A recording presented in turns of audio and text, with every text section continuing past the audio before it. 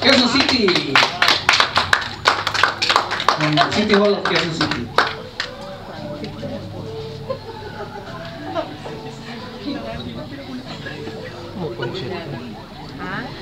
Thank you po. Good afternoon po sa ating lahat.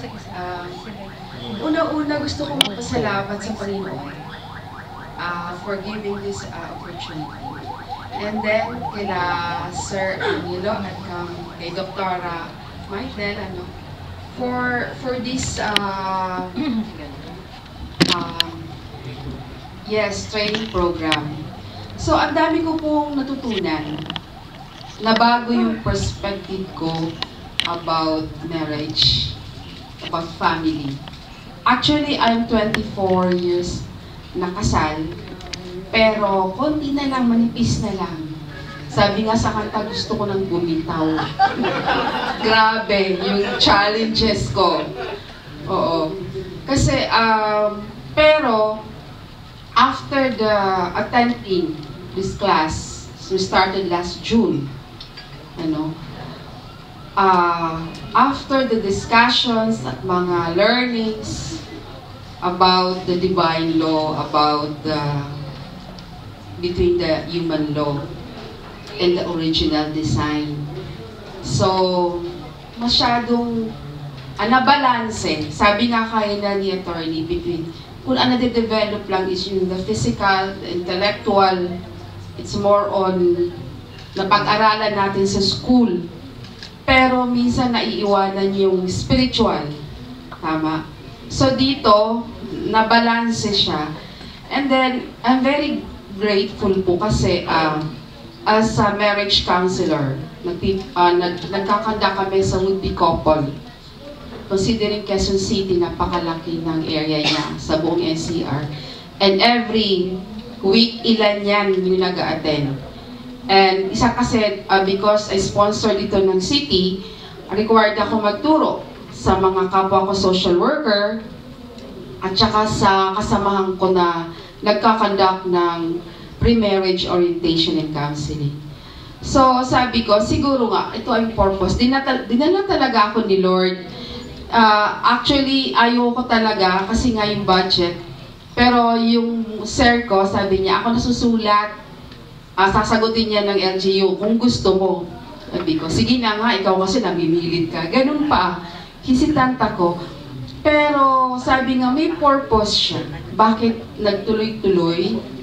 So, sobrang thank you sa inyong lahat, sa mga na-share ninyo na mga knowledge and wisdom. Para kayong naglagay na isang buto sa akin na kailangan lang siyang diligan, kailangan i-share para lumago. So, hindi siya magtatapos lang. Siguro ko, as a social worker, and I'm working on the community outreach division, which focus on the mga family issues, like family child support, yun nga. Magagamit ko talaga siya. And every time I do counseling, even family dialogue, lahat ng learnings ko po, nai-inject na. And tama ang sabi, imbis na sabi ni Ma'am Angie, na may mga couple na talagang pag kinausap mo ngayon, parang wala na.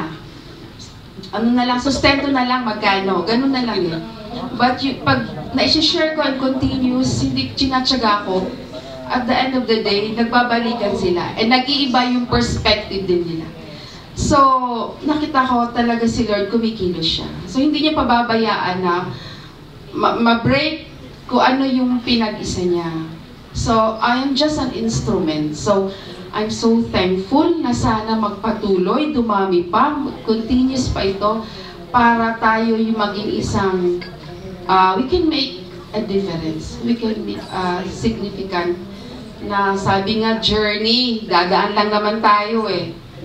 Kumbaga, may ending. Pero at least, hindi naging meaningless yung journey natin because sa simple bagay na yan na binibigay natin sa mga clients natin na pumupunta sa atin is may nangyayari, may nababago. So, ginagamit tayo ni Lord. So, thank you so much. Thank you. So we present the certificate also to Ms. Elena D. Onyes for completing the Masterclass in Marriage and Family Relationships Advanced Course Training Program.